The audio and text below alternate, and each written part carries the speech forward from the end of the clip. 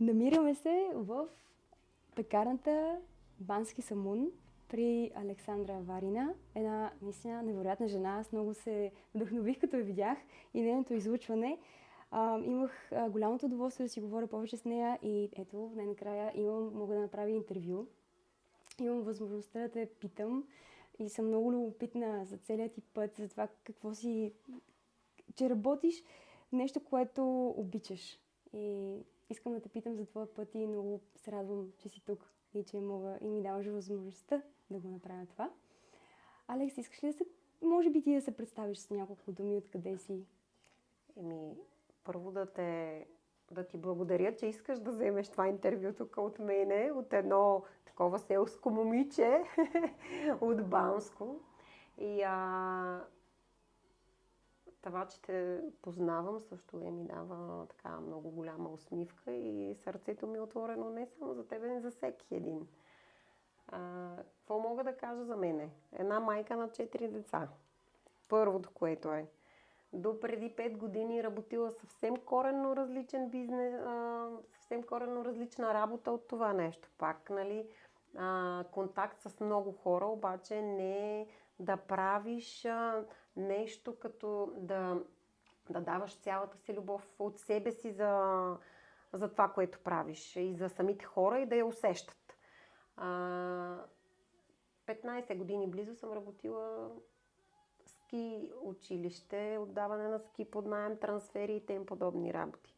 Обаче според стеклите се обстоятелства, които не са били много добри, нали, към тогавашния момент, дойде момента, в който силно казано може да е някакво прозрение, здрасти, или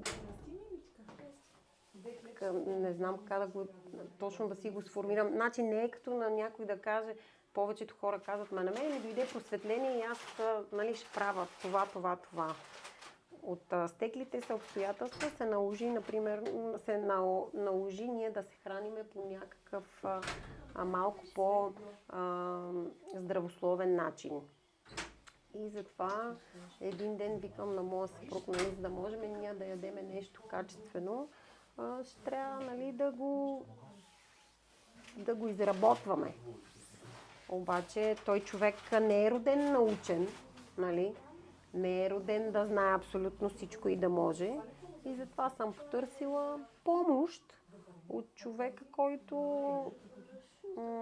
ми даде всичкото това нещо, което е към момента. Нали? И така се свързах с моя майстор. Уникален човек. Как се казва? Георги Левтеров. Той е от Пловдив. Човек с огромно сърце. Приютил не един и двама ученици, нали, като мене, въпреки че аз съм била чирак при него. И от него имам всичкото това нещо. Наследство, може да се каже. Понеже той е човек, който ми даде основата. И даже и развитието за напред. Това е, каквото мога да кажа за това.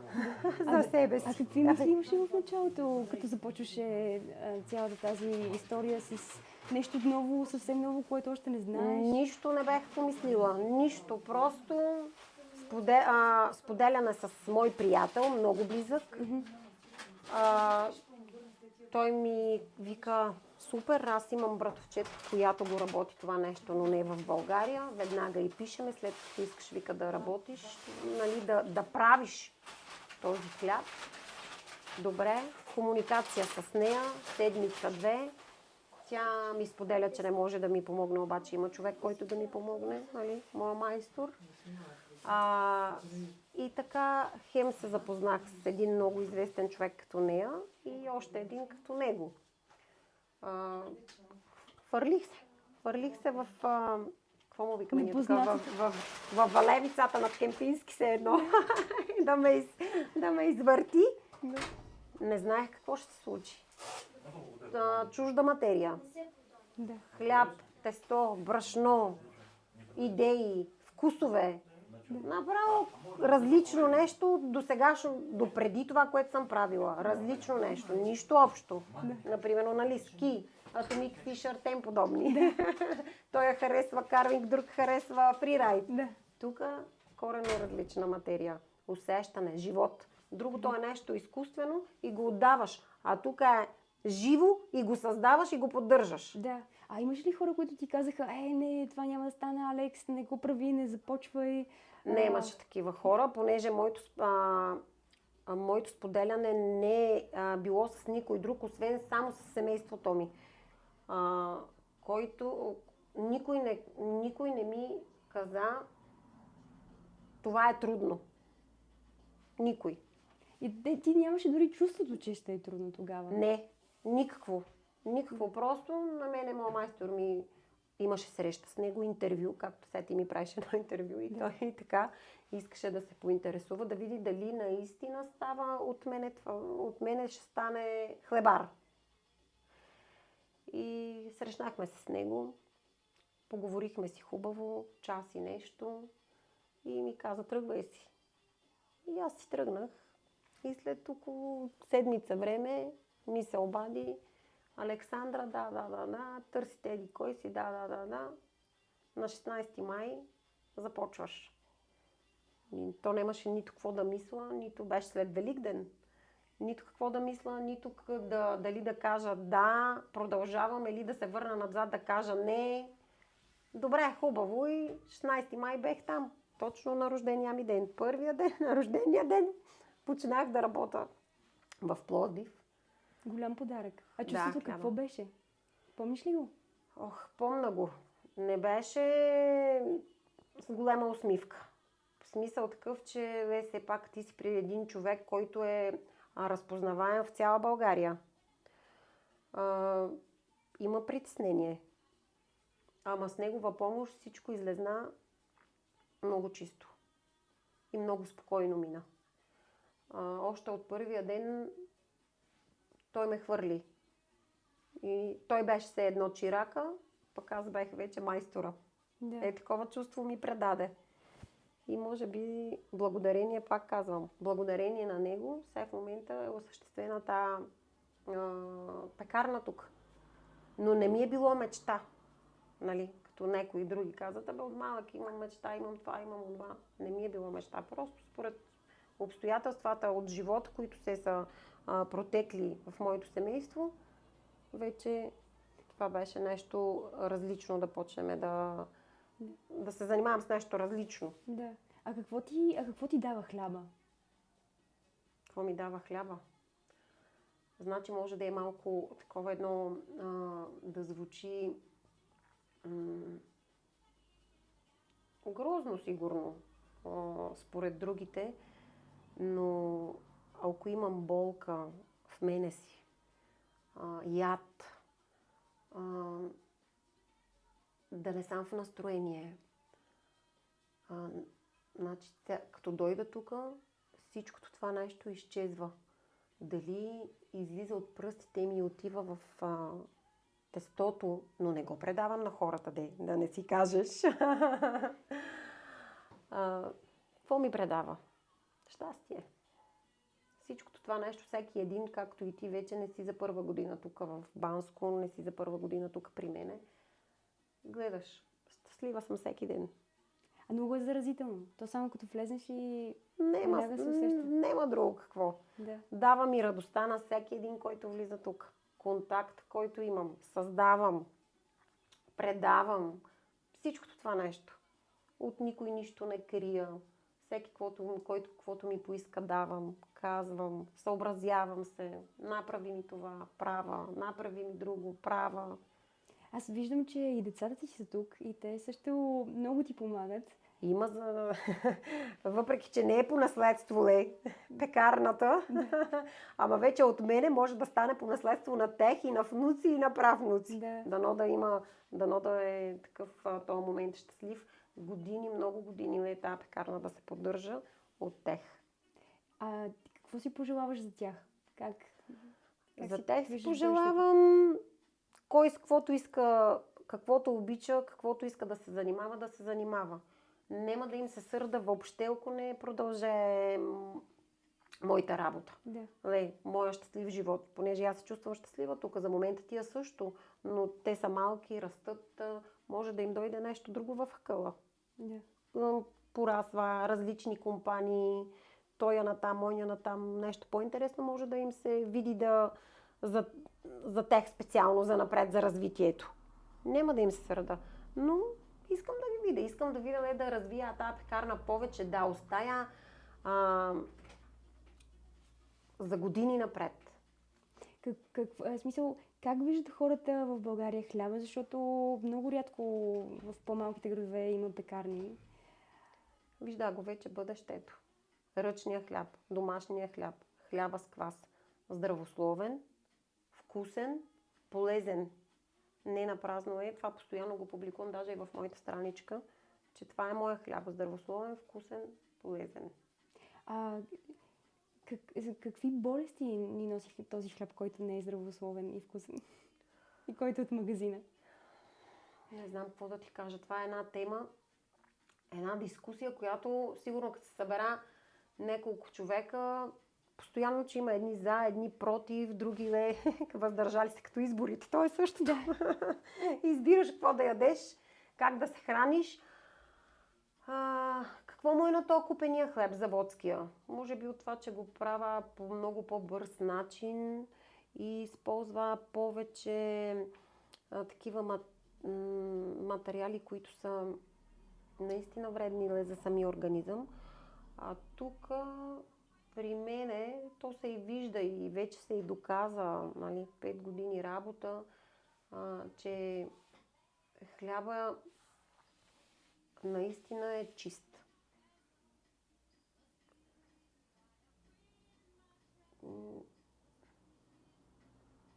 Я не обичам много да коментирам темата заводския и моя хляб. Да. Защото е много ясно, че моя си е по-хубав. Да. Все пак е моя хляб. Така е. От твоите ръце изглежда абсолютно различно. Имаше ли хора, които имаха коментари, беше ли разочарована от нещо? Била съм, да, още в началото, които хора ме са посекли, например, но да кажа, 4, понеже цената му беше 4 лева в началото. 4 лева хлеб. За какво говорим? Той е същия, нали? Обаче после в последствие се връща. Има вече друг поглед, друго мислене. Един път като го са пробрали. Взеха, например, да почнаха от там айде утре има, нали, намален хляб, ще си вземеме. И ще пробваме. И така, нали, лека по лека, взеха да си взимат и днешен хлеб, и вчерашен. Но ти не се отказа? Не. Какво те накара да продължиш? Как така успя да не се разколебаеш? Че трябва да им го наложа, че трябва това нещо е правилното и трябва да е така. Тоест ти си ги обучила? Да, точно така. Начин. Имало е моменти, в които ми е идвало да хвърля всичко. Само от коментари.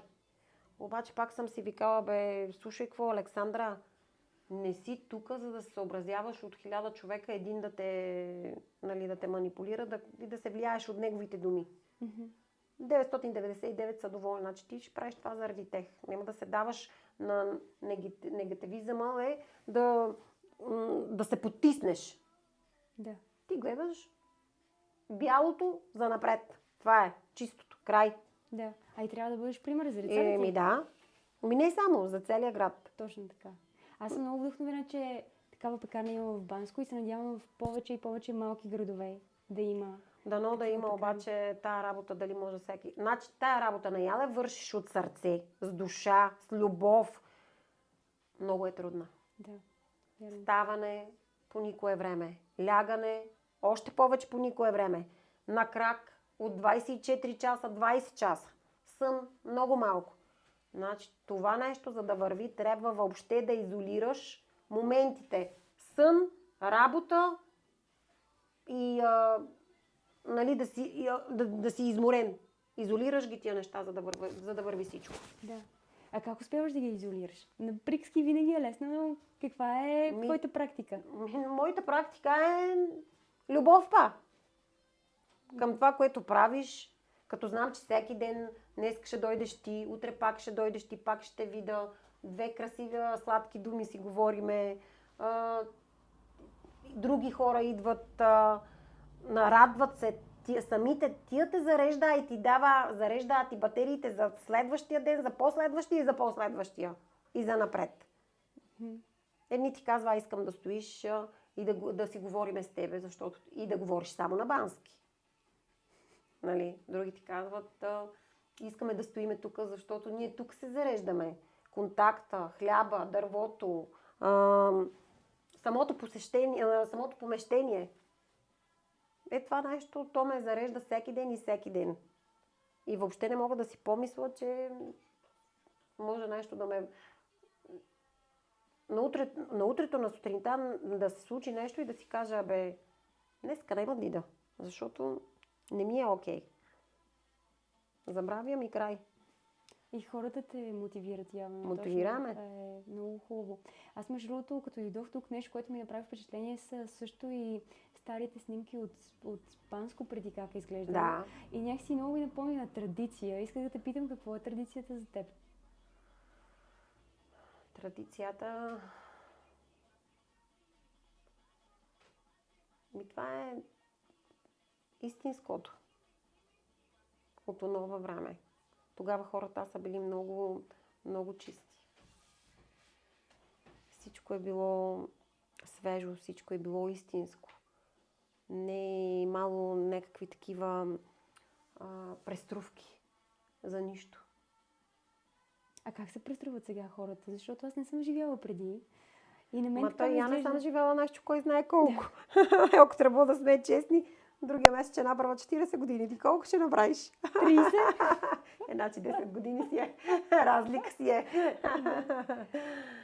А така от твоите баба и дядо, може би ти си ги преживяла, също знаеш. Да. И аз ги свързвам баба и дядо с много с традиция, защото те предават нещо от преди. Как ти всеки един празник е бил традиция в нашето семейство. Всеки един.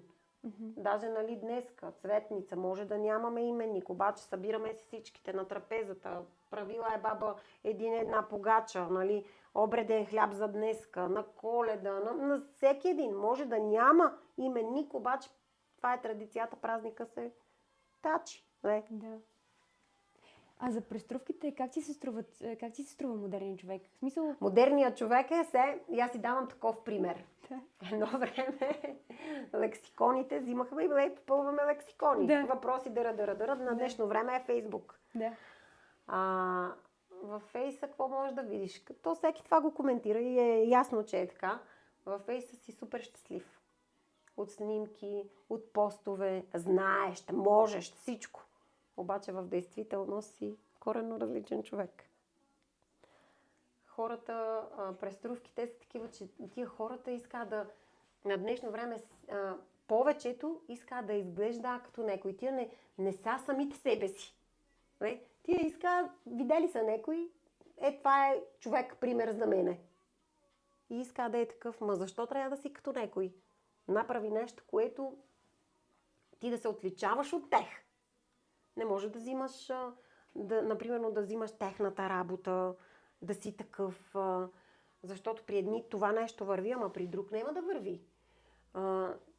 Ти няма как да харесваш нещо, което, например, не ти харесва. Аз гледам, че е така. Хората се преструват, че това му харесва. То действително не му харесва. Само и само да е в тази общност. В тия хора високо. Да се напасне точно както пъзълче. От тук въртнеш, оттам се въртнеш, въртнеш го, сложиш го и то пасва. За да се получи някаква картина, която е наистина рисувана по негово усмотрение, по неговия поглед. Да. А ако си различен? Ако си различен, малко си така неподходящ за обществото. Ама, например, моето различно е много проценти харесано. Много хора ме харесват такава, каквато съм. Да. Да, по-различно. Да. Да. Ама може би защото това е хляба и това е нещо друго. Всеки го е страх от хляба. Всеки има почитание към него. И затова така. Какво би си пожелала от хората като народопсихология да променят в себе си, така като виждаш как коментират или нали, как ти се радват, какво трябва да запазят според теб и какво трябва да променят? Какво трябва да запазя? Да си се запазя самите себе си. И да си със самите себе си. Нема нужда от преструвки, нема нужда от нищо друго. Тогава всичките, че сме щастливи. Да не гледа, грубо е, да завижда, да коментира. То не, че я, например, не коментирам. Нема как, седнеме си с сестра ми, с майка ми, с този слон и скоментираш. То, трети, пети, ама нека си ти не го мислиш така с задни мисли. Самия този човек се едно да му предадеш, да му е гадно. Ти като психолог това го усещаш, знаеш го, как се случва нещата. Това трябва да запазя. Да, а какво трябва да променят? Към добро, според теб.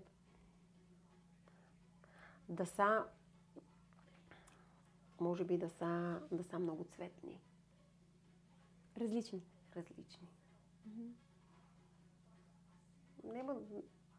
Нема друго какво. Да тръгна да обяснявам с хиляди изречения. Опитвам се да найда някаква такава по-подходяща. Една дума да е. Ама това е да са чисти, да са цветни. Ка всичкото нещо. Ка целия свят. Да. Да нема... Да. И така. Да.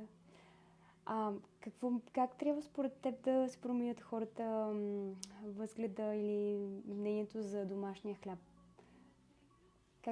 Защото бих искала да се разпространи и точно, в смисъл, и аз вярвам в това, че ако хората едат по-здравословна храна, ще се чувстват и по-добре.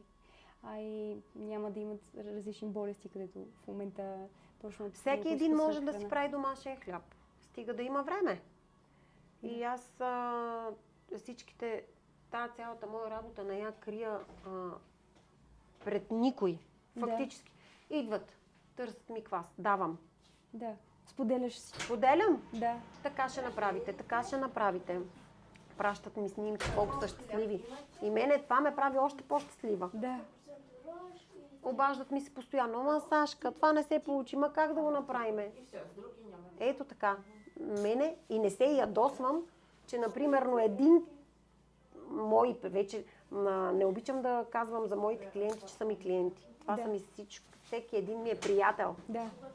И затова постоянно ги насърчавам. И те като казвам, ние, нали, ще си правиме, ама и ще взимаме. Аз няма да ти сърда, че няма да взимаш. Ти ще ме радваш, че си се хвърлил в това нещо да го правиш. Да. И винаги им казвам, твоя хляб, това е твоя хляб, той ще е по-добър от моя. Да. Никога не се ядосвам и няма да се ядосвам. Пак се повтарям. Още по-щастлива ме правят. Да. Аз виждам, че ти си сигурно един човек, който много обича да дава. То се усеща, че сърцето ти е голямо. Да. Аз много се радвам, че те има и надявам се да има повече хора като теб. Само ако гледа на тая работа, като, повтарям се, не като задължение. Да. Просто стават, това е живота им и го работят. Да. Не, че днеска, например, ще изкарат еди колко си пари, защото ще направят еди какво си количество хляб. Да. Не трябва да се гледа за то хляб, не трябва да се гледа материално. Да. Само ценностно. Да. Правя хляб, защото аз съм щастлива, предавам щастието си на всеки един срещу мене и това е. А ако има хора, които кажат, Алекс, да, звучи много добре, но как ще издържаш децата си? Има ли такива, които казаха, ако човек мисли само за... Той на мене не ми е било лесно първите 2-3 години. И аз зорла си съм издържала децата с 20 хляба на ден, например. Но всичко е постоянство и позитивно мислене. Да. Не може само... Не може само да искаш, ама днеска трябва да е така, утре трябва да е така, защото трябва да стигна до еди къде си. Няма такова нещо. Да. Аз съм сигурна, че ти така и възпитаваш децата ти. Доколкото мога, опитвам се да е така. Да. Имаме понякога пререкания, ама общо взето слушаме и влиза в час. Да. Самите тия, че го потвърдай. Да. Аз просто виждам много в тях тази гостоприемност, още като влезна от вратата и така... Ми трябва да са моето второ аз. Да, продължението. Трябва да са моето продължение. И от всичкото това нещо трябва да си избера, както преди малко си говорихме с тебе, преди да почнем интервюто, трябва да сформира най-доброто от мене, да дада най-доброто си от тех и да създада най-доброто. Да. Те ще станат по-добри от учителя си. Дай Боже! И аз искам да стана по-добри от мене. Я не искам да съм най-добрата. Да. И аз искам всеки един да е по-добър от мене. Да, абсолютно. Така че... Алекс, благодаря ти много. Това е чудесно. Искаш ли да споделиш нещо с мен? Нещо, което или с хората, с някой, който ни слуша? Нещо, което ти тежи на сърцето? То ми теже много неща, ама хората не е нужно да живеят твоите чувства, които те кара да плачеш. Най-доброто е всеки един да е усмихнат, щастлив, здрав. И това е. Супер. Благодаря ти много. За Банско мога само да кажа наистина да дойдете и да видите за какъв хляб става въпрос. Миналия ден си взех с билки и беше невероятен. Благодаря ти, Алекс. И аз ти благодаря.